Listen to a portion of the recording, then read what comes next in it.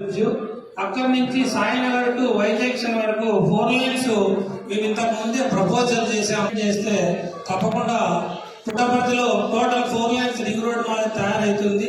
దాన్ని మీరు నోట్ చేసుకుంటే బాగుంటుంది. ఇంకోటి, భక్తులు చాలా మంది రాత్రిపూట వస్తుంటారు, వారికి స్నానం కట్టాలి కానీ ఎక్కడైనా ఇమ్మీడియట్లీ నైట్ ఉండడానికి కానీ బాత్రూమ్స్ కానీ లేవు. దయచేసి దాన్ని కూడా కొంచెం రాసుకోవాలి. ఇంకోటి, ఇక్కడ ట్రాఫిక్ చాలా ఇబ్బందిగా ఉంది మేడం. పుట్టపర్తిలో ఒకే ఒక రోడ్డు ఉండడం వల్ల మనకు చాలా ట్రాఫిక్ ఉండి భక్తులు చాలా ఇబ్బంది పడుతున్నారు. దానికని ఒకటి మీరు ఎస్పీ గారితో అడిగి ఒక ట్రాఫిక్ పోలీస్ స్టేషన్ సపరేట్ ఏర్పాటు చేస్తే వారికి ఎందుకంటే ఈ స్టేషన్ బర్డన్ ఎక్కువైంది కాబట్టి వారు చేయలేకపోతున్నారు. ఒక ట్రాఫిక్ పోలీస్ స్టేషన్ ఏర్పాటు చేయవలసిందిగా కోరుతున్నాం. ఇంకోటి, ఎనవల్పల్లిలో ఆల్రెడీ మీరు ముందు నుంచి ఏర్పాటు చేసిన పిహెచ్ ఉంది, కాకపోతే అది దూరం అయిపోయి పుట్టపర్తిలో టౌన్ లో ఒక పిహెచ్, అర్బన్ పిహెచ్ నిర్మించాలని మన ఆల్రెడీ నిర్మాణంలో ఉంటే దాన్ని శ్మశాన వాటిలో ఉందని ఆపేశారు. దయచేసి దాన్ని కూడా ఎక్కడైతే కన్వీనియంట్ గా ఉంటుందో అక్కడే నిర్మిస్తే ప్రజలకు చాలా అనుకూలంగా ఉంటుంది. ఎందుకంటే పేషెంట్లే ముందుగా 3 కిలోమీటర్లు 2 కిలోమీటర్లు పోయి రాలేరు కాబట్టి అది కూడా మంచి కార్యక్రమం. ఇంకొకటి, మీరు కూడా ఆల్రెడీ చెప్పారు మేడం, మున్సిపాలిటీలో అండర్ డ్రైనేజ్ అనేది కర్ణాటక నాగేపల్లి, కోల్గొండపల్లి, ఎనవల్పల్లి, బ్రాహ్మణపల్లి, పీడిపల్లిలో లేదు.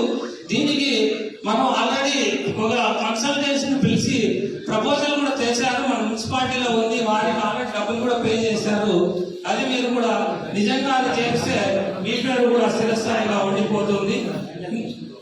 ఇంకోటి, చిత్రావతి బ్యూటిఫికేషన్ లో భాగంగానే స్నానం ఘట్టాలు ఏర్పాటు చేస్తే రాబోయే 100 years లో చాలా మంది ఈ నదిని చాలా పవిత్రంగా చూస్తారు కాబట్టి ఎక్కడ కూడా నదిలోకి దిగేకి ఆస్కారం లేదు.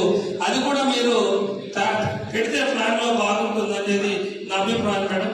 ఇంకోటి, ఫైనల్ ఏమనుకోకండి, ఏమనుకుంటే సారీ, జనరల్ గా ఇక్కడ మన బాలకృష్ణ గారు వాళ్ళ కాన్స్టిట్యూషన్ వాళ్ళ దాంట్లో వాళ్ళు ఖచ్చితంగా వాళ్ళ సెల్ఫ్ లో వాళ్ళు చేసుకోవాలి అభివృద్ధి అనే భాగంగా డిస్ట్రిక్ట్ ని నేను ప్రపోజల్ చేశా, హిందూపూర్ వెళ్తుందని అన్న చెప్పారు కాబట్టి దానికి మన నుంచి ఎక్కడ కూడా ఖండన అనేది రాలేదు. దయచేసి దాన్ని మీరు కూడా స్పందించి, ఎందుకంటే దానిపైన రియల్ ఎస్టేట్ వ్యాపారం చాలా ఉంది, ఒకేసారి కుదేలైంది. ఇప్పుడు దాన్ని దృష్టిలో పెట్టుకొని మీరు పద్ధతిలో మీరు దాన్ని ఎలా సాల్వ్ చేస్తారో చేయవలసిందిగా పత్రికా ప్రకటన ఇవ్వాల్సిందిగా మనం చేసుకుంటున్నాం. Thank you madam. దీంట్లో కొంచెం మీరు దీనిపైన దృష్టి పెట్టాలి. మీరు ఫస్ట్ పాయింట్ సిసి రోడ్లు ఏమన్నారు, 100% అది. ఎందుకంటే మా అక్కడ 5వ వార్డులో జనరల్ గా ట్యాక్స్లు వచ్చేది మున్సిపాలిటీలో టౌన్ లో ఒక్కటే. టౌన్ లో వచ్చినా కూడా ఎక్కడ చూసినా సిసి రోడ్లు కొంచెం అభిమానంగా ఉన్నాయి. మేము ముందు శాంక్షన్ చేశాము, అది మధ్యలో ఆగిపోయినాయి, కాంట్రాక్టర్లు ఇవ్వలేదు, ఎందుకంటే బిల్లు రాలేదని ఒక ఆస్కారము. ప్లస్ అదే విధంగా మీరు చేయవలసింది ముఖ్యంగా మేడం, ఆఫీసర్లు ఎక్కడ కూడా పని చేసినట్టయితే నాకు దాఖలాలు లేవు. దయచేసి ఆఫీసర్లు ఒకరి మీద ఒక సాకులు జరుపుకుంటే టైం సరిపోతుంది, కానీ వారు చేసే పనిని వాళ్ళు కంప్లీట్ చేసి ఫైల్ ముందుకు తీసుకెళ్ళలేదని నా అభిప్రాయం. అది నిజంగానే ఫ్యాక్ట్ గా ఉంది మేడం. మన మున్సిపాలిటీలో దాదాపు 107 మంది కార్మికులు ఉన్నారు. దాంట్లో